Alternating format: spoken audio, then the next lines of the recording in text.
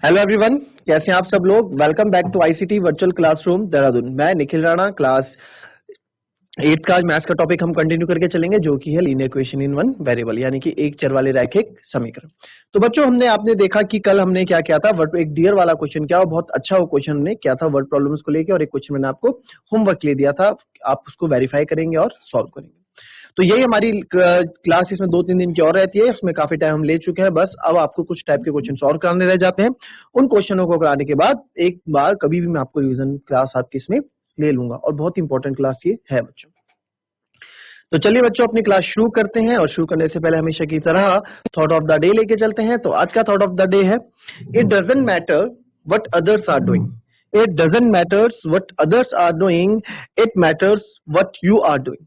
ये कुछ भी मायने नहीं रखता कि लोग क्या कर रहे हैं, ठीक है। मायने ये रखता है कि आप क्या कर रहे हो, आप क्या कर रहे हो। लोग खेल रहे हैं, खेल रहे, लोग पढ़ रहे हैं, वो पढ़ रहे हैं, वो अपने लिए पढ़ रहे हैं, आपके लिए नहीं पढ़ रहे हैं। आप अपने लिए क्या कर रहे हो, हम अपने लिए क्या कर रहे हैं, ये मैटर रखता है बच्चों, ठीक है। सब अब ये है, आप पढ़ोगे, पढ़ेगा कोई दूसरा, आप खेलोगे, ठीक है। आप पढ़ाई में ध्यान नहीं दोगे, दूसरा पढ़ रहा है तो वो अपने लिए पढ़ रहा है, वो आपके लिए नहीं पढ़ रहा है ना। तो it doesn't matter what others are doing, it matters what you are doing. Okay, तो चलिए बच्चों, अपनी क्लास शुरू करते हैं और चलते हैं स्मार्ट बोर्ड की तरफ। तो बच्चों, एक क्वेश्चन और इसमें मैं देखता हूं आप लोगों के लिए कि आपको कौन सा क्वेश्चन कराया जाए, जो कितने टाइप्स आपके छूट गए हैं, उस तरह का क्वेश्चन मैं आपको करवाने वाला हूं, ठीक है। अच्छा, रेशियो भी मैंने आपको पढ़ा दिया, रेशियो और एजेस के क्वेश्चन दोनों आपको मैं पढ़ा चुका हूं, है ना, कि रेशियो और के क्वेश्चन कैसे होते हैं, है ना। तो चलिए, हम आपसे एक क्वेश्चन और कराऊंगा मैं आप लोगों को, ठीक है। एज और रेशियो का रिलेटेड वो क्वेश्चन है, आप लोग करेंगे। दूसरा भी उसी तरह का दूसरा क्वेश्चन भी आपको मैं दूंगा, पर पहले हम पहला वाला क्वेश्चन करेंगे। क्लियर। तो चलिए लिखते हैं क्वेश्चन। मैं हिंदी इंग्लिश में लिखूंगा और हिंदी में इसका अनुवाद करूंगा, तो ध्यान से क्वेश्चन को पढ़ें और ध्यान से क्वेश्चन को करें। तो क्वेश्चन हमारा इस प्रकार है,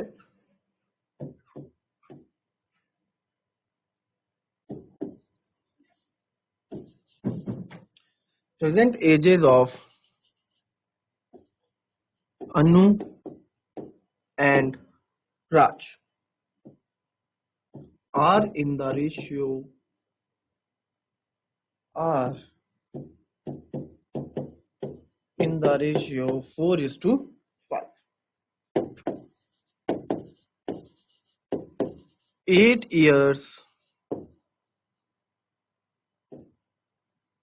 from now, the ratio of their ages,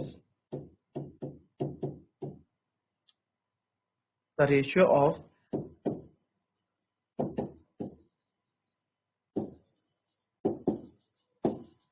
their ages will be 5:6.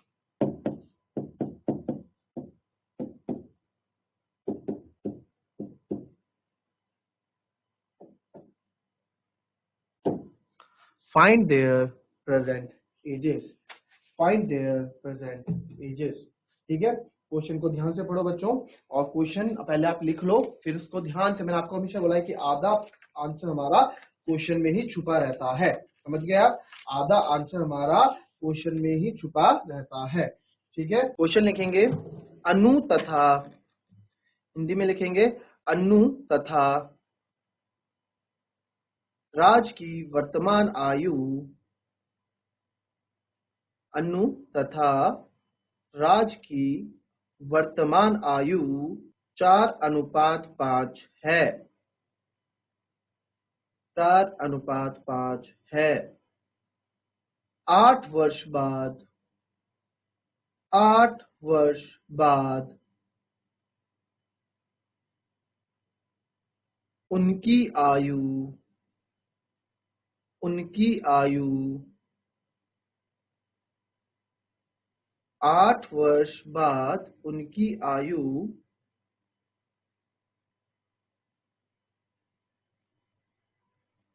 का अनुपात 5:6 होगा, 5:6 होगा। उनकी, उनकी वर्तमान आयु, उनकी वर्तमान आयु ज्ञात करें, उनकी वर्तमान आयु ज्ञात करें। ठीक है, तो ये हमारे पास क्वेश्चन है। आइए देखें इस क्वेश्चन को कैसा होगा। देखो इस तरह के क्वेश्चन आपको रेशियो और एजेस का मिक्सचर है। ये आपको रेशियो के क्वेश्चन भी मैंने करा रखे हैं और एजेस के क्वेश्चन भी आपको मैंने करा रखे हैं। ठीक है, तो उन क्वेश्चनों का क्या है बच्चों, ये उन क्वेश्चनों का ये मिक्सचर है। तो चलिए आइए देखते हैं क्वेश्चन कैसे होगा, इसको समझते हैं। आप ट्राई करें, 30 सेकंड दे रहा हूं, कैसे आप कर सकते हैं। चलिए आइए देखिए क्या बोला क्वेश्चन में बच्चों। Present ages of Anu and Raj, है ना। वर्तमान आयु किसकी, अनु और राज की वर्तमान आयु है 4:5। ठीक है जी, जो हमें गिवन है वो हम लिख देते हैं। क्वेश्चन में हमको क्या क्या गिवन है ना, क्वेश्चन में गिवन क्या क्या हमको क्या क्या दिया गया है।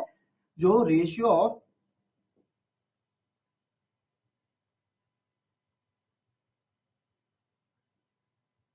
ऑफ प्रेजेंट एजेस ऑफ किसका, अनु का नाम पहले मैंने आपको बताया था। रेशियो में इसका ध्यान रखना है, जो हमें दिया होता है अनु एंड राज किस रेशियो में दिया गया है आपको, 4:5, यानी कि 4:5। ठीक है, A for Anu, R for Raj, A:R। ठीक है, अनु और राज का है 4:5। 8 years from now the ratio of their ages will be 5:6, यानी कि 8 वर्ष बाद उनकी आयु का अनुपात। हम तो अभी तक एजेस वाले क्वेश्चन करते थे, तो एजेस वाले क्वेश्चन सर हम ऐसे करते थे कि आप हमको क्या है, हमें कुछ एजेस दी होती थी, बट सर हमको तो यहाँ पे एजेस नहीं दी गई है, हमको तो यहाँ पे अनुपात दिया गया है। तो कैसे होगा, यहाँ पे तो सर हमको अनुपात दिया गया है, इस क्वेश्चन को हम कैसे करेंगे आप बताएं। ठीक है, ये तो आपकी किस बात की हो गई, ये तो हो गई आपकी एजेस वाली बात, है ना। ये तो हो गई एजेस को लेके बात। नाउ अब मैं बात कर रहा हूँ रेशियो में आते हैं। मैंने आपको दूसरी चीज यही बताई थी, अगर कभी हमें किसी चीज का रेशियो दिया है तो ये एक्चुअल वैल्यू नहीं दी है, ये उसकी एक्चुअल वैल्यू नहीं है, ये उनके बीच का अनुपात है, उनके बीच का कंपैरिजन है, एक्चुअल वैल्यू नहीं है। हम उसको एक्चुअल वैल्यू कैसे मान सकते हैं, उसमें हम x कुछ वेरिएबल ले लेते हैं, उसको हम एक्चुअल वैल्यू मान लेते हैं। और हमारी कमी पूरी हो गई क्या, कि हाँ सर हमारे पास प्रेजेंट जो हमारे पास उनकी एजेस है, उनकी एजेस की एक्चुअल वैल्यू तो है ही नहीं हमारे पास भाई। तो एक्चुअल वैल्यू यहाँ से आएगी ना रेशियो से, बात खत्म। हमारे पास पहली प्रॉब्लम थी कि हमारे पास सर प्रेजेंट, जैसे पहली प्रॉब्लम तो ये आई कि सर आपने एजेस वाले क्वेश्चन करा रखे हैं, बट सर जब आपने एजेस वाले क्वेश्चन कराए तो आप उसमें एक क्वेश्चन लेके चलते थे कि भाई आप हमें बताओ कि इस एज के बाद जो होगा तो हमें कुछ उम्र दी होती थी, इतना गुना। बट सर यहाँ तो अनुपात दिया है, तो यहाँ पे एक्चुअल तो हमें कुछ पता ही नहीं है। तो एक्चुअल आपको पता है, रेशियो में एक्चुअल सर ने बता रखा है कि अगर आप ये अनुपात क्या होता है, ये कंपैरिजन होता है एक दूसरे से। बट अगर हम इस पे रेशियो हटा देते हैं, कॉमन वेरिएबल लेके हम एक्चुअल वैल्यू मान सकते हैं, ये भी मैंने बता रखा है। तो चलिए हम मान लेंगे, let the present ages of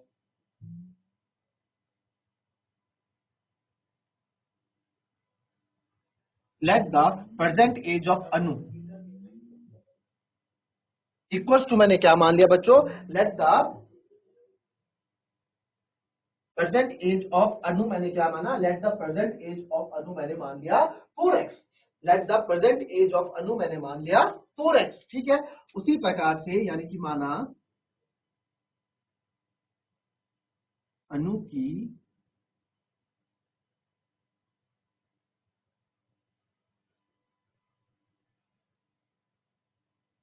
वर्तमान आयु है 4x। अनु की वर्तमान आयु है 4x। ठीक है, अनु की वर्तमान आयु है कितनी बच्चों, 4x। कहां से आई है 4x, हमने रेशियो हटा दिया। जब हम रेशियो हटा देते हैं तो उसकी रेशियो जाती है 4x एंड 5x। चलो इसको ऐसे ना करो, इससे कंफ्यूज हो जाओगे, इसको कुछ ऐसा लिखो एक साथ।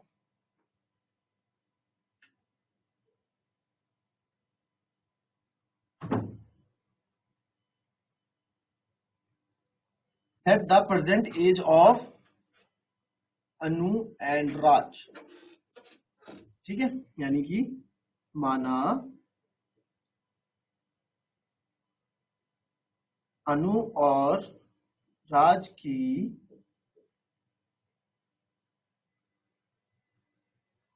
वर्तमान आयु है, ठीक है, क्या है, 4x एंड 5x ईयर्स। ठीक है, 4x एंड 5x ईयर्स, यानी कि पहले 4x लिखा है तो अनु के बारे में लिखा होगा, दूसरा 5x लिखा है तो राज के बारे में लिखा होगा। इतना समझ में आया। तो हमने मान ली भाई इनकी वर्तमान आयु क्या है, 4x एंड 5x है। ठीक है जी, हो गया। 8 years from now, अब sir 8 years from now the ratio the divide the अलाना फलाना जो भी है। सर ने बोला हुआ है एजेस वाले क्वेश्चन में, जब भी हम एजेस वाले क्वेश्चन करेंगे तो 8 years from now, 10 years from now, after इतने ईयर या इतने साल पहले, इतने वर्ष बाद, सर हम वहां रुक जाते हैं, हम उन वर्ष में पहले पहुंचते हैं। 8 ईयर फ्रॉम नाउ, 8 वर्ष बाद, ठीक है, 8 वर्ष बाद, 8 वर्ष बाद हमें पहले पहुंचना है, फिर देखेंगे 8 वर्ष बाद जो भी हुआ होगा, हमें नहीं मतलब उससे, पहले 8 वर्ष में पहुंचते हैं। 8 वर्ष बाद बोला, 8 वर्ष पहले नहीं बोला, 8 वर्ष बाद में पहुंचना है, तो 8 वर्ष बाद में पहुंचते हैं। तो 8 वर्ष बाद में हम कैसे पहुंचेंगे? आफ्टर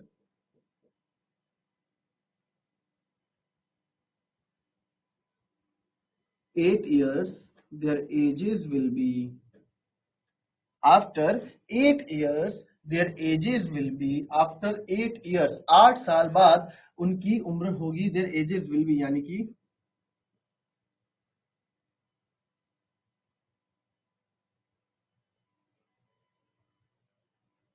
8 वर्ष बाद उनकी एजेस क्या होगी? 8, after 8 years their ages will be, क्या क्या एजेस हो जाएंगी भाई? पहले आएगी अनु की एज, यानी कि अनु की आयु, अभी कितने का है? 4x साल का है, 4x वर्ष का है। 8 साल बाद कितना हो जाएगा? अगर मैं अभी 20 साल का हूं तो 8 वर्ष बाद में 28 साल का हो जाऊंगा। अगर मैं अभी 30 साल का हूं तो 8 वर्ष 38 साल का हो जाऊंगा। क्या क्या? 8 प्लस कर दिया। अगर मैं अभी 50 साल का हूं तो अगले 8 साल में मैं 58 वर्ष का हो जाऊंगा, है ना? क्या क्या? 8 साल प्लस। तो अगर अभी ये 4x ईयर का है तो 8 वर्ष बाद इसमें 8 साल बढ़ जाएंगे, ठीक है। अनु की एज तो ये आ गई। फिर किसकी एज बोली? राज की। राज से इसके आएगा, अभी 5x है, 8 साल बाद 5x प्लस 8। चलो जी, हो गया हमारा काम। हम 8 वर्ष वाला काम भी हमने कर दिया, 8 वर्ष वाला काम भी हमने कर दिया। अब बोलो जी, अब क्या दिक्कत है? अब आते हैं दिक्कत क्या है सर। अब देखो, फाइंड, अब बोला कि 8 वर्ष बाद उनकी उम्र का, उनकी आयु का जो अनुपात होगा, उन क्वेश्चन में लिखा है, मैं नहीं बोल रहा हूं।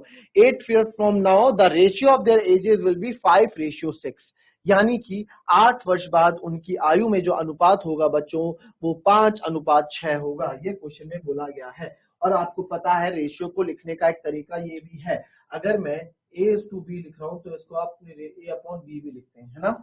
अगर मैं 3:5 लिख रहा हूं तो इसको 6/5 भी लिखा जाता है। क्लियर? आपको चीजें पता है, ठीक है? रेशियो में आपको चीजें बताई है।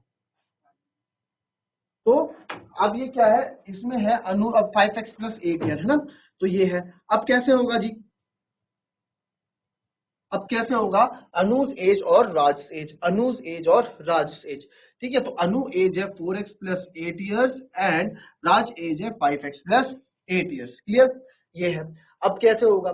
अब ये है कि अनु की एज 4x प्लस 8 ईयर, राज की एज 5x प्लस 8 ईयर है। क्लियर? ठीक है। अब 8 वर्ष बाद क्या कंडीशन आई कि इनका रेशियो है 5:6, ठीक है। तो इनके रेशियो यानी कि अनु का और इनका रेशियो, अनु और राज एज, दोनों का एजेस का रेशियो क्या है? 8 वर्ष बाद क्या हो जाता है रेशियो? 5:6 हो जाता है, ठीक है। तो 8 years from now the ratio of their ages will be 5:6, ठीक है। अनु की एज और राज की एज का रेशियो, यानी कि अनु की एज कितनी है? 4x plus 8 ratio 5x plus 8 है 5/6, ये बोल रहा है, ठीक है। इतना ये बोल रहे हैं। क्लियर? इतना समझ में आया आपको? सर आ गया समझ में, ठीक है। अब देखो, अब क्या है, इसको आगे कैसे करूं? 4x प्लस 8 रेशियो, अनुपात को मैं ऐसे भी लिख सकता हूं, 4x प्लस 8 अपॉन, इसको अपॉन कर देते हैं ना, आपको बताया है रेशियो पढ़ाते हैं। अब 5/6 इसको कर सकते हैं। अब तो मेरे पास सिंपल सा समीकरण बन गया जिसको मुझे सॉल्व करना है। तो कुछ नहीं, इसकी क्रॉस मल्टीप्लाई इधर और इसकी इधर, 6 की मल्टीप्लाई इधर हो जाएगी बच्चों, 6 की इसके साथ हो जाएगी, तो 6 की जब इसके मल्टीप्लाई आएगी 4x प्लस 8 और ये 5 ये इधर जाएगा ऊपर, 5x प्लस 8, है ना? तो कॉल सॉल्व करते हैं। 6 4 जा 24x प्लस 6 8 जा 48, 5 5 25x प्लस 5 8 40। क्लियर? अब क्या करते हैं, 25 इधर ले आओ, चाहे 24 कुछ भी कर लो। तो मैं 25 इधर ले आता हूँ, 24x माइनस 25x, इधर बचा 40, क्योंकि इधर प्लस का है तो उधर जाके माइनस का हो जाएगा 48। क्लियर इतना? क्लियर इतना? ठीक है, क्या क्या मैंने 25x, इसको मैं थोड़ा ऊपर लिख देता हूं,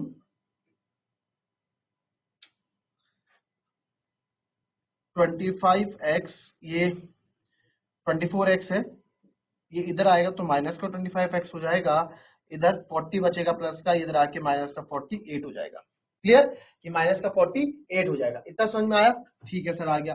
बस 24 minus 25 minus x, plus minus minus 40 minus 48 plus minus minus, तो ये आएगा 8, तो माइनस से माइनस कैंसिल, तो x की वैल्यू कितनी आ गई बच्चों? x की वैल्यू मेरे पास क्या आ गई? x की वैल्यू मेरे पास 8 आ गई। क्लियर, x की वैल्यू हमारे पास 8 आ गई। इतना समझ में आया आप लोगों को? ठीक है, x की वैल्यू हमारे पास 8 आ गई। ठीक है, अब हमें क्या पूछा है हमसे? भाई हमसे बोला कि उनकी वर्तमान आयु बताओ, वर्तमान आयु बता देते हैं। वर्तमान आयु हमने क्या मानी थी बच्चों? तो देयरफॉर यहाँ क्वेश्चन को एंड करेंगे हम, इसके बाद ऊपर करा रहा हूं। Therefore present ages of Anu and Raj, Anu और राज की प्रेजेंट एजेस क्या होगी? वर्तमान आयु क्या होगी? अनु की तो थी भाई, अनु की हमने मानी थी 4x और राज की हमने मानी थी 5x, तो 4x इंटू 4 इंटू 8 यानी कि 32 वर्ष का तो ये है, और 5 इंटू 8 यानी कि 40 वर्ष के हमारे राज जी हैं, और 32 वर्ष के अनु। क्लियर, तो 32 और 40 इसका आंसर आ गया। क्या क्या हमने फिर से रिवाइज कर लेते हैं एक बार। हमने बोला भाई, हमें क्वेश्चन में बोला था कि सर प्रेजेंट एजेस बताओ, ratio of the present ages of Anu and Raj. ठीक है सर, अनु और राज का प्रेजेंट एजेस हमने बताया। ठीक है, 4:5 क्वेश्चन में गिवन था, बट ये तो हमारे पास रेशियो था ना सर, ये तो हमारे पास रेशियो था। आपने एक्चुअल वैल्यू कैसे ली? एक्चुअल वैल्यू आपको पता है, रेशियो हटके कॉमन वेरिएबल हम लगाते हैं, कॉमन चर हम लगाते हैं, तो हमने एक्चुअल वैल्यू मान ली कि इनकी प्रेजेंटेज हमने मानी कि 4x साल का वो 5x ईयर्स का है। फिर क्वेश्चन में बोला 8 वर्ष बाद, आपको पता है 8 वर्ष बाद जो भी हुआ हो, कुछ भी हो, हम उस पर ध्यान नहीं देते। पहले हम जिस वर्ष की बात की जाती है हम उस वर्ष में पहुंचते हैं, तो हम 8 वर्ष में पहुंचे कि 8 वर्ष बाद उनकी उम्र होगी कितनी। तो अभी जगह 4x थी तो 8 वर्ष बाद प्लस 8, अगर अभी 5x थी तो राज की 8 वर्ष बाद उसमें प्लस 8, इतना कर दिया। फिर हमने आगे बढ़े, उसमें लिखा कि 8 वर्ष बाद उनकी आयु का अनुपात जो हो जाएगा 5:6 हो जाएगा, 5:6 हो जाएगा। तो हमने बोला अनु एज और राज एज का रेशियो 5:6, 8 वर्ष बाद, तो यहाँ अनु की एज लिख ली। 8 वर्ष बाद एज भी तो हम 8 वर्ष की लेंगे ना, क्योंकि बोला है उसमें। तो 5x प्लस 8, 4x प्लस 8 और 5x प्लस 8। अब रेशियो को मैं अपॉन में भी लिख सकता हूँ। यहाँ हमने सॉल्व किया, x की वैल्यू 8 आई, x की वैल्यू वापस इसमें रख दी, हमारे पास प्रेजेंट एजेस की वैल्यू आ गई। आपको अगर क्वेश्चन नहीं समझ में आया तो आप फिर से पूछ सकते हैं, अदरवाइज इसको कॉपी करें, कॉपी कर ले इस क्वेश्चन को बढ़िया तरीके से, और नहीं समझ में आता है तो आप पूछ सकते हैं। अब नेक्स्ट प्रश्न आपको मैं दूंगा, वो भी न्यूमरेटर डिनोमिनेटर से रिलेटेड क्वेश्चन है, उसको भी आप ध्यान से पढ़ेंगे, ध्यान से करेंगे। ठीक है, तो क्वेश्चन देखेंगे आप लोग। क्वेश्चन आपको दे रहा हूं, सबको क्वेश्चन हो जाना चाहिए। ठीक है, एक छोटा क्वेश्चन ले लें पहले। ठीक है, एक छोटा क्वेश्चन ले, पहले ये करेंगे, फिर कल हम या अगली क्लास में हम उस क्वेश्चन को और अच्छे तरीके से करेंगे, बट पहले छोटे से समझिए आप। नेक्स्ट क्वेश्चन है,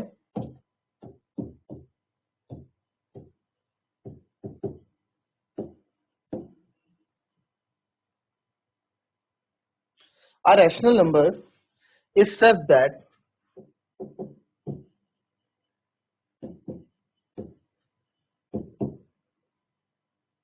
when is a rational number is such that when you multiply it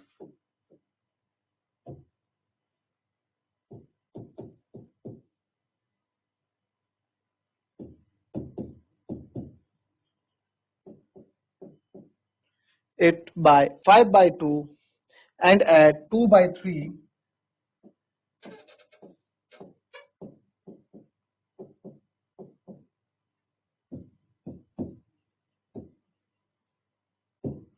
and add 2/3 to the product, you get -7/12. What is the number? बहुत अच्छा क्वेश्चन है, बहुत सिंपल सा क्वेश्चन है।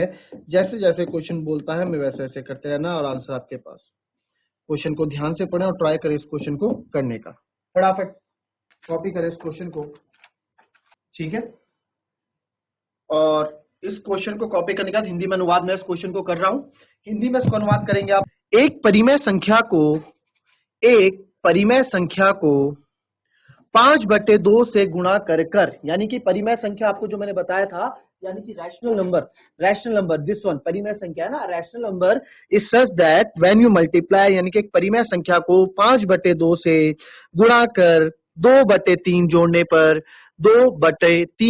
पर -7/12 प्राप्त होता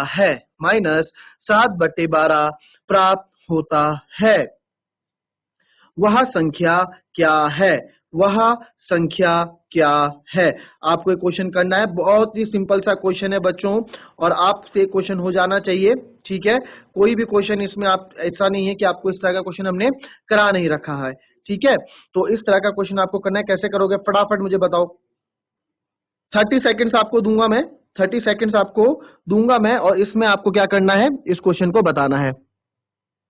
चलिए आइए देखेंगे इस क्वेश्चन को, चलेंगे व्हाइट बोर्ड की तरफ और इस क्वेश्चन को करेंगे, और जिसका आंसर आ गया हो वो चैट के माध्यम से या फिर हैंड रेज करके भी अपना आंसर दे सकता है। चलिए अब क्या था बच्चों क्वेश्चन, उस क्वेश्चन को हम समझेंगे कि क्वेश्चन में आपकी चीजें थी क्या, क्वेश्चन में आपको बोला क्या हुआ था, उस क्वेश्चन को आप समझोगे, ठीक है। क्वेश्चन में क्या बोला था, एक रैशनल नंबर है, ठीक है भाई, जैसे जैसे क्वेश्चन बोल रहा है ना वैसे वैसे आप करते रहो और आपका आंसर आपको मिल जाएगा, ठीक है।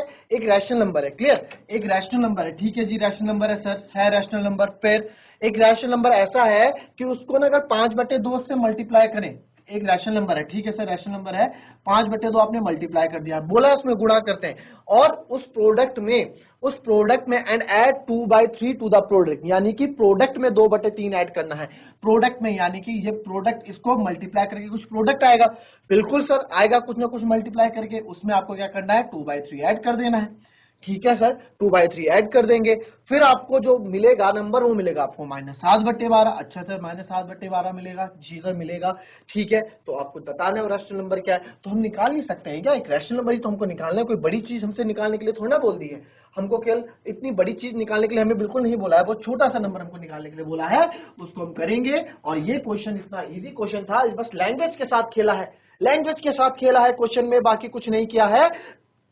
हमको क्या करना है, हमें बस लैंग्वेज पकड़नी है, कहां से हम लैंग्वेज पकड़े क्वेश्चन की, आपको कॉन्सेप्ट में घुमाएंगे, बट आप नहीं घूमोगे, आपको जैसा जैसा वो बोलेगा, अच्छा क्वेश्चन इतना घुमा रहा है, जैसा जैसा तू बोलेगा वैसे वैसे हम करेंगे, और आपका आंसर हमारे सामने। क्वेश्चन वाले को घुमाने दो, कोई दिक्कत नहीं है, हमें तो चीजें पता है, हमें कॉन्सेप्ट पता है, हम कर लेंगे क्वेश्चन, ठीक है। तो चलिए हम मानेंगे let the rational number B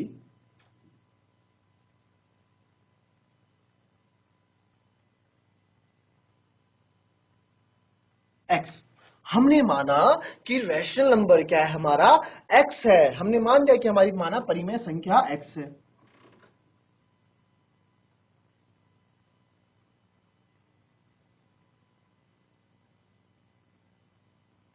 माना परिमेय संख्या x है, ठीक है। चलो अब कर लेते हैं according to question. Now according, प्रश्न के अनुसार क्या बोला क्वेश्चन में, अकॉर्डिंग टू क्वेश्चन में क्या किया भाई, एक रैशनल नंबर है, उसमें हमने 5/2 गुणा किया, और फिर जो रिजल्ट आया 1/5/2, उसमें हमने 2/3 ऐड किया, लॉजिक कर दिया 2/3 ऐड, और इससे हमें रिजल्ट क्या मिलता है, इससे हमें रिजल्ट -7/12 मिलता है। हमने इससे क्वेश्चन से एक समीकरण बना दिया, इस क्वेश्चन से हमने एक समीकरण बना दिया, और आपको क्या करना है, इसको सॉल्व करना है, बहुत सिंपल तरीके से सॉल्व आप लोग करके लाओगे, इसका आंसर मुझे बताओगे, ठीक है। इसका आंसर आप लोगों के लिए होमवर्क है, ये क्वेश्चन का कल आंसर आप लोगों को आना चाहिए, नेक्स्ट क्लास में जब मैं आपसे कल मिलूंगा, इस क्वेश्चन का आंसर मुझे चाहिए बिल्कुल आप लोग, और इसी के बाद हम एक दूसरा क्वेश्चन करेंगे इसी तरीके का, थोड़ा एडवांस वर्जन में, बट इस क्वेश्चन को आप कल करके लाओगे, ठीक है। तो कल इस क्वेश्चन सब पे कोई लास्ट ये क्वेश्चन होना चाहिए। मिलते हैं आपसे नेक्स्ट क्लास में, तब तक के लिए be happy, be healthy and be safe. Thank you and have a nice day.